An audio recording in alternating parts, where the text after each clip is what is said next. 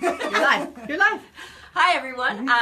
Welcome to the 5th broadcast of State of the Arts.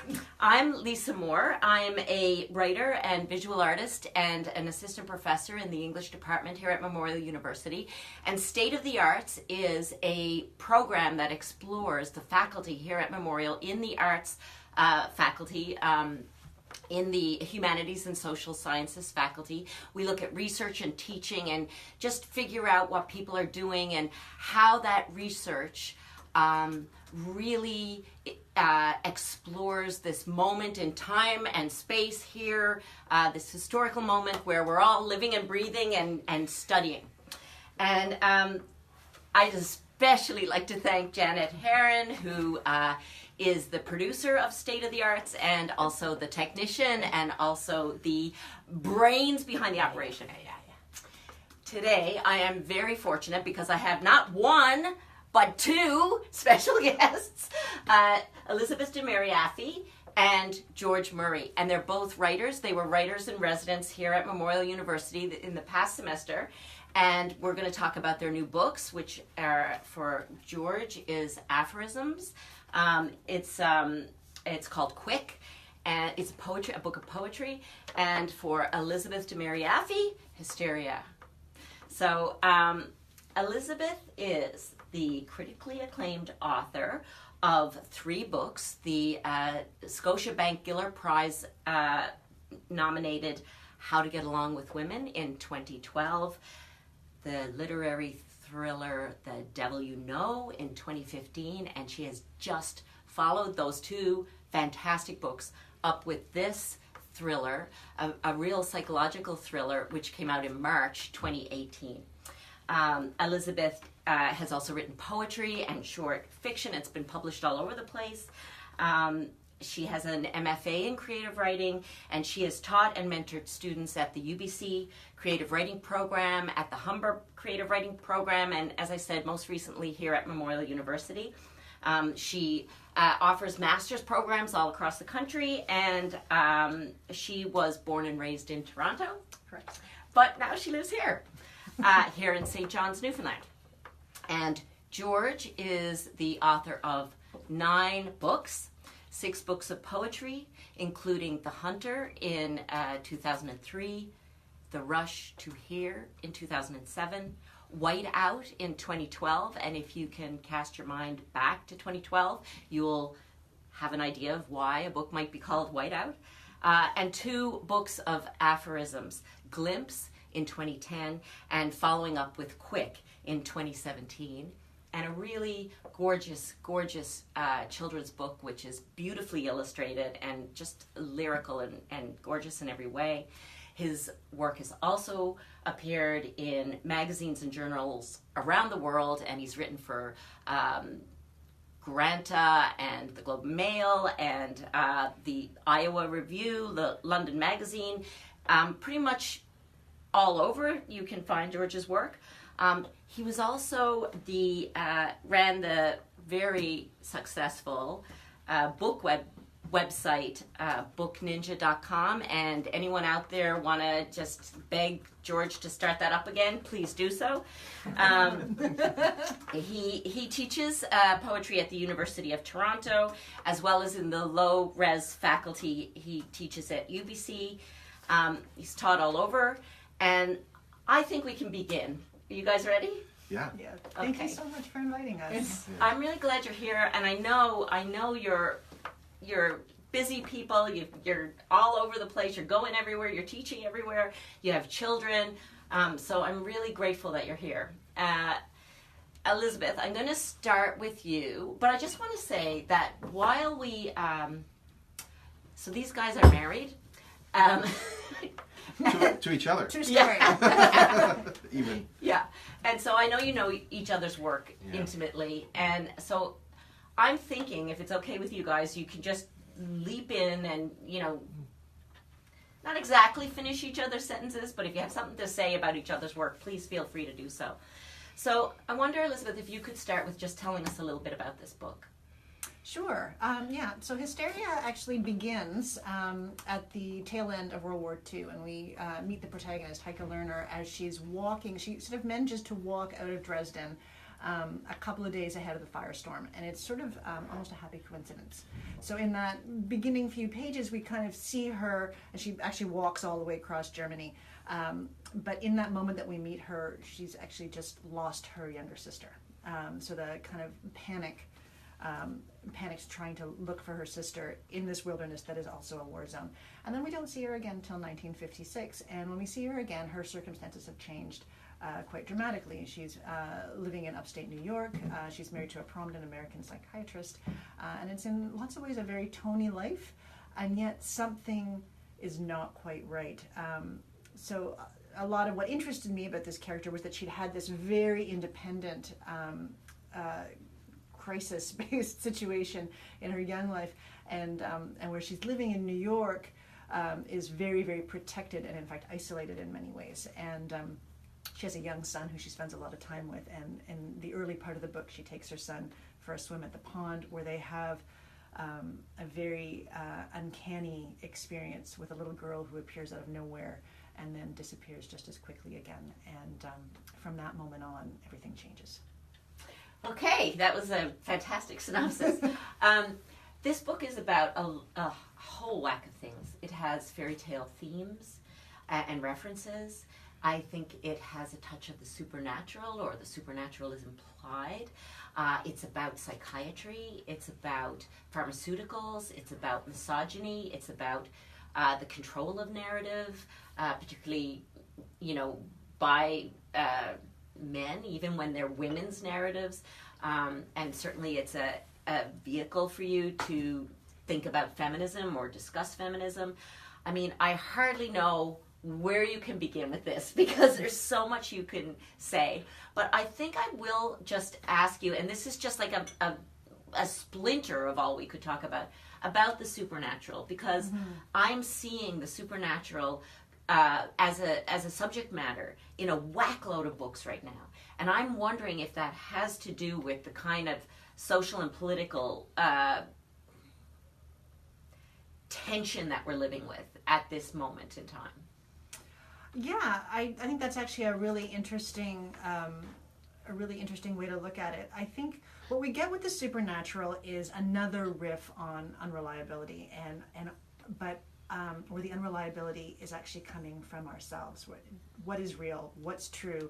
And of course, this is so much the question that is on everyone's mind in terms of where we're at politically, at least in North America, with this question of whose stories are correct and who's telling us the right thing. So, can I believe my eyes is a really intimate question. And I think that's a lot of the question that Heike is facing in this book, that her perception of things, she has to sort of decide whether she can trust her own perception or if she needs to trust somebody else's perception. And of course, the other thing with the supernatural is it's really scary. And not being able to know whether you can believe what you're actually seeing when something is potentially scaring you. And that's certainly one of the questions when they have this experience with this little girl. Her first fear is that an actual little girl has disappeared, and then her second fear, the deeper fear, is what if she was never there? Right, and we'll talk about suspense, but the suspense is amazing. George, this is your second book of aphorisms, and I want. You're a poet. I was going to say, but you're a poet, but I'm going to say, and you're a poet. So I want you to talk about what it is about the what it allows you to do as a poet, that no other form probably allows you to do, how it restrains you as a poet, why you're exploring it. Well, I came to the aphorism at the suggestion of another poet who also writes aphorisms, named James Richardson. I was giving a lecture down at Princeton, and then they had asked me to do a reading. And during the reading, I was reading with James, and he said, your sonnets end on these couplets that are like perfect little aphorisms. And he said, you should look through your journals and see whether or not you have any other aphorisms in there. And I started back through the most recent one. I went back 5 years. and I ended up with 1,000 aphorisms that were just in my journals, little lines that were notes towards poems that were never written. And I always wondered why. It's a great idea. Why didn't a poem come out of this? And the reason is because it was a complete unit in and of itself, and I just didn't know to call it an aphorism. I didn't know that that's what I was doing. And then, so with that first book, it was very easy to compile it and put it together because I had all these to choose from, and I put in 400 and change of those. And then in the second book, I kept more track of writing them as they were coming out. I was like, oh, I think that's an aphorism, not a poem. I don't need anything more for it. And so one of the ways I describe the aphorism, it's a bridge between poetry and philosophy and folk wisdom and so forth, and also comedy. All these things are bridged in the aphorism.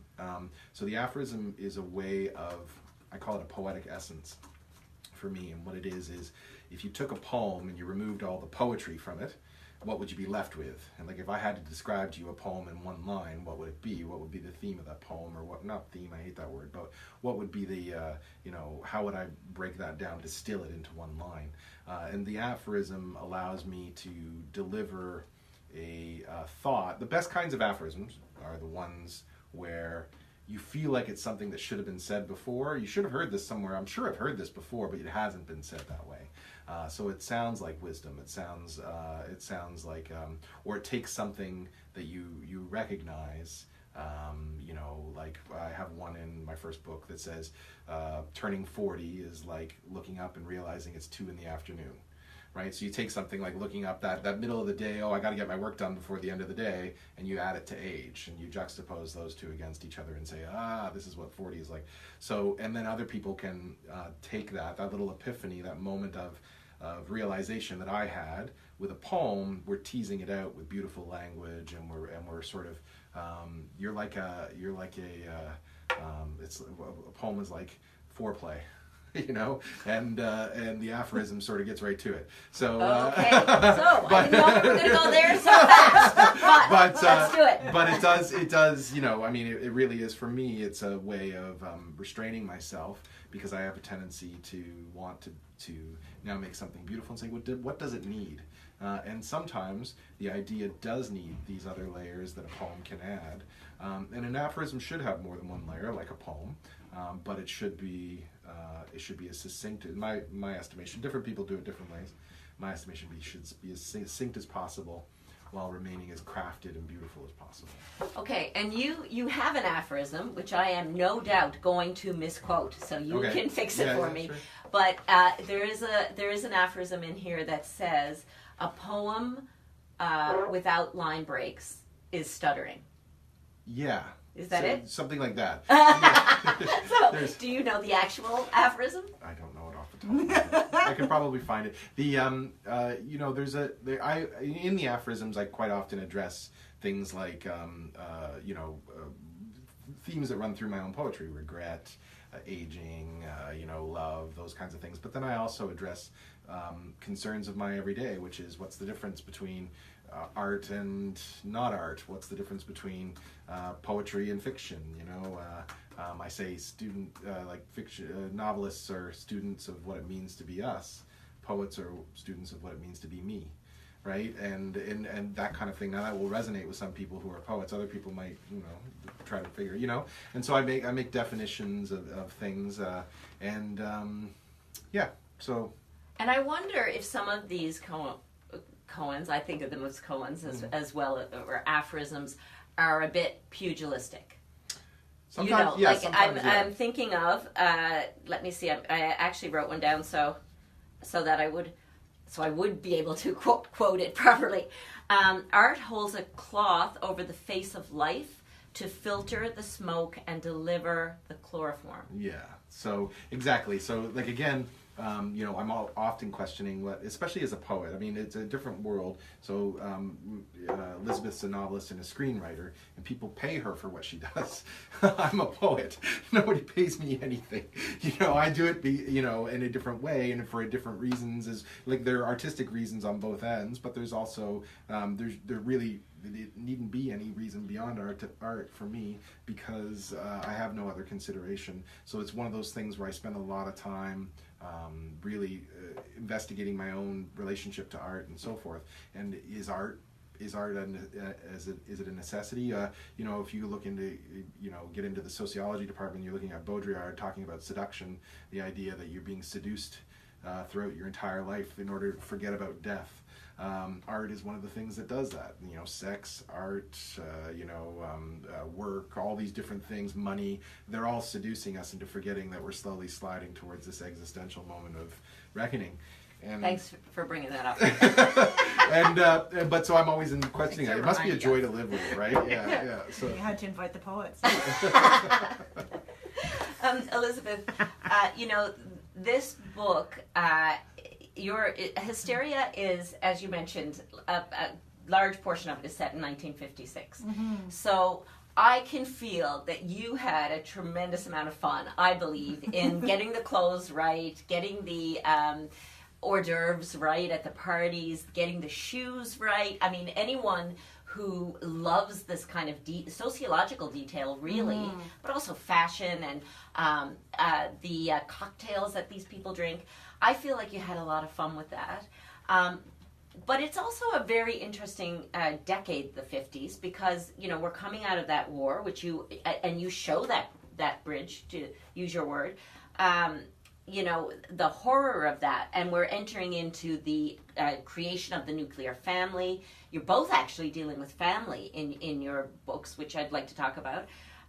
So we're getting the nuclear family, and we're getting, you know, the growth of the middle class, and all the strictures that meant for women.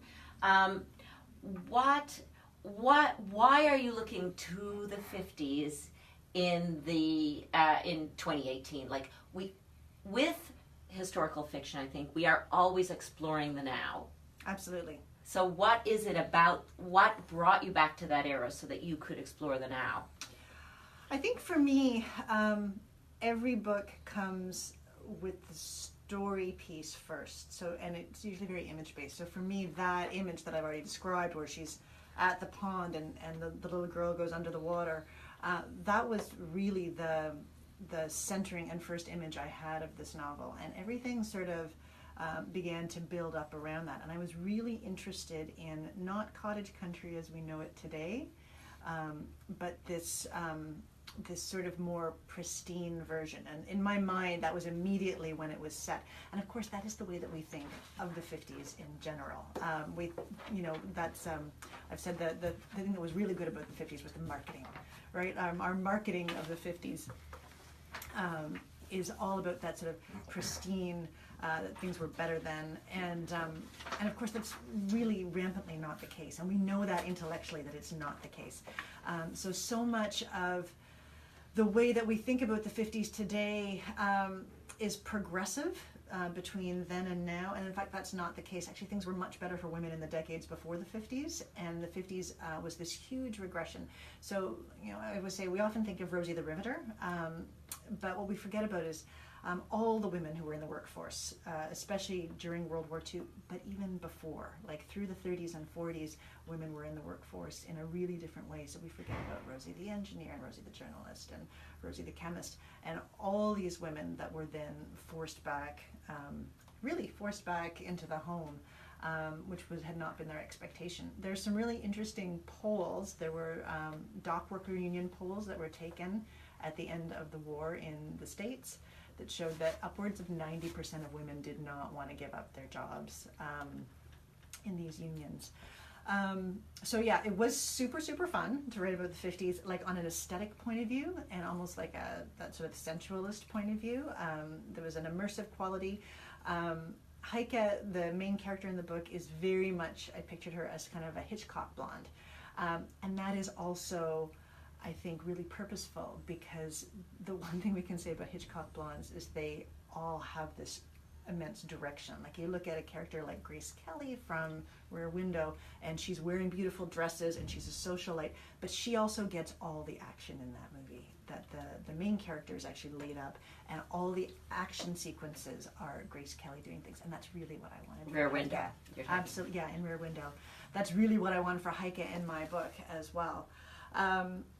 The thing about, one of the most, I guess, amusing interviews that I've done, or amusing questions I had was actually post-interview. I had a male journalist who's actually somebody I really like say to me really nicely as I was leaving an interview, "Oh, Elisabeth, the party scenes where, he said, the casual sexism, the way that men are always just reaching out and touching her and feel like they can do that, that was amazing in that time, ridiculous, right?"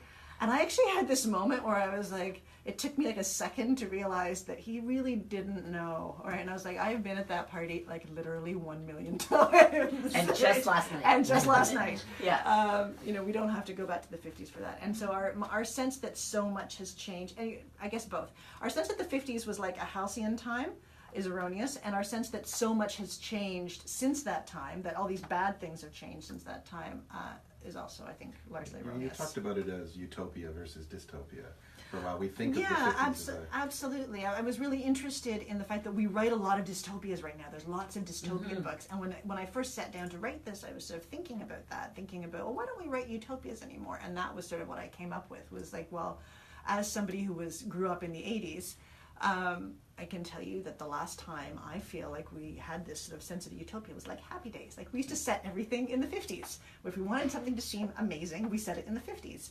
And there was just sort of this nice cleanness to it, which I think became something I was really interested in aesthetically in all the descriptions of the book, right? So everything in her house is white. There's all this whiteness everywhere. That's on purpose. Let me talk about suspense, and I want to talk about it both with the novel and poetry, because I believe that a plot can be formed by two words, because like a plot, I think, is 2 points with a line between, which is a journey. So even a 2-word sentence, I think, could have a plot. Jane runs. So what I think suspense does, maybe, is surprise. We're running out of time. I hate it. This is very suspenseful. We're getting the countdown.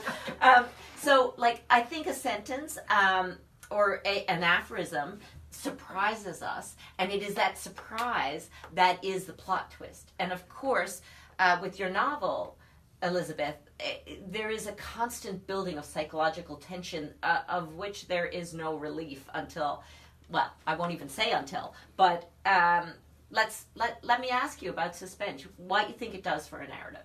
I call it, when I teach poetry, I call it the turn, or the leap, the volta in a sonnet, the turn or the cut in a haiku. A haiku has suspense in it.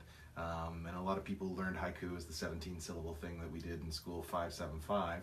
It's a little different than that in the traditional form, but the haiku has a number of different elements. It always has a seasonal setting. It always has this. It always has that. But I talk to people about it. What people don't realize is that haiku is the ultimate little suspense machine, because there's this moment called the cut, in which everything changes. So we set up a scene and we say, red blossoms on the cherries, flutter past my window, drops of blood from an open vein, something like that, right? And you go, that's the cut. The cut is fluttering past my window. Now I switch it and I say drops of blood from an open vein. And I've compared these two things and made this tension in between. And it's the punch in the gut that you get. The same thing with the sonnet. You have the volta at line 8 or 9, and that volta is the leap in logic, where we say, I've set up a set of circumstances. Now I'm going to leap to another set of counter circumstances or a juxtaposition, and in the end I'll synthesize it in the same way. In general, I teach in my advanced poetry classes, I teach an entire section on the turn.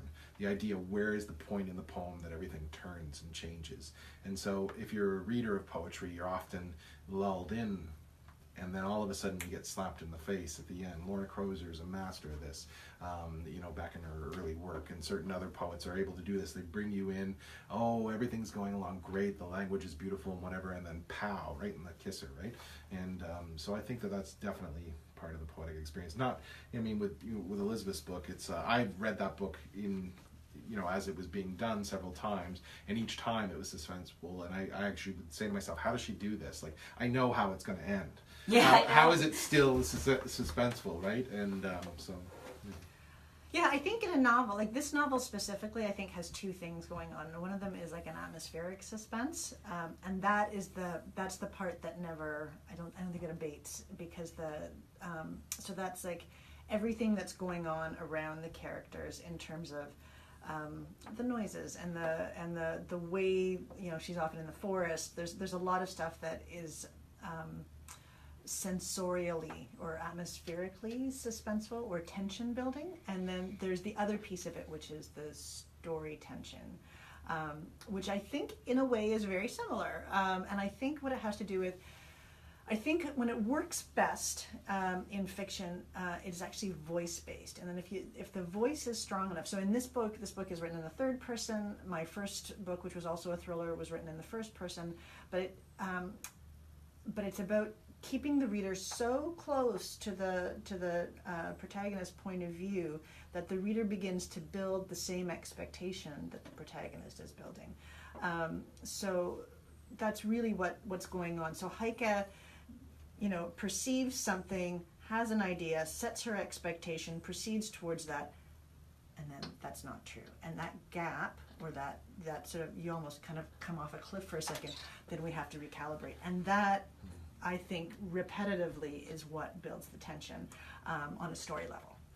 Okay, and I just want to end with this question, which is, you know, pretty heavy-duty question, and it's very important to me. You guys were the writers in residence here. Let's put to rest for you know, ever, this question: can creative writing be taught? Oh, absolutely. Yeah, I'm 100%. I think that creative writing is the difference between, I say to people, the epiphany is what starts everything for me. It's the moment of connection with the universe that you have. You're looking at a sunbeam with some motes of dust floating through it, and you're thinking, oh, there's something big here. What is it? Oh, that mote of dust, that's like me in the universe. I'm tiny, I'm insignificant, and I'm floating amongst all the other motes of dust. The difference between an average person, doctor, plumber, nurse, lawyer, anyone, you know, barista, they're all having that exact same moment that I am. The difference is that I've spent 25 years of my life training myself to recognize that moment and write it down in the most beautiful way possible. That beautiful way possible is craft. You can teach craft. You can teach it. All you have to have is the desire to want to capture those moments. And so if you walk somebody in the door with no craft, no ability, but they have the desire to want to capture those moments, we can teach them the craft that they can lay down. Some people, and I say it's like carpentry, right? You walk in, anyone can learn to be a carpenter. Not everyone can learn to be a cabinet maker or an artisanal furniture maker, but most people, if they work hard enough, can get to those levels. Great. Yeah, I would totally agree. I mean, here at MUN and other places and privately, I see clients that are students that are like actually studying writing or studying English, and then I might see somebody who has been thinking that they'd like to write a book for 30 years but just never did. The number one thing that I tend to do in workshops these days is I get people to bring in a synopsis rather than even, like if it's a one-off workshop, if we're only going to spend 2 hours together, let's talk about how to build a story. Let's take a look at a synopsis. How does the story look? And then let's break that down. What makes story versus what makes a vignette? Do you know what I mean? Those are really different, and I think that's a craft-based thing that is actually pretty easily taught, and I really enjoy sort of watching the epiphany moment, like, oh my god, that's what this... It's a toolbox. It is. It's a totally toolbox. You just got to be able to open it up and know it's the difference between a hammer and a wrench. Thank you, guys. Thank you so much. That was fantastic, wasn't it? I'm really grateful that you could both come. And I'm really grateful to Janet Herron. This is our last broadcast for the summer. We'll be back in September, and we're going to be bigger and better. I would like to thank you all for all for watching. Bye. Bye, Facebook. Bye, Facebook.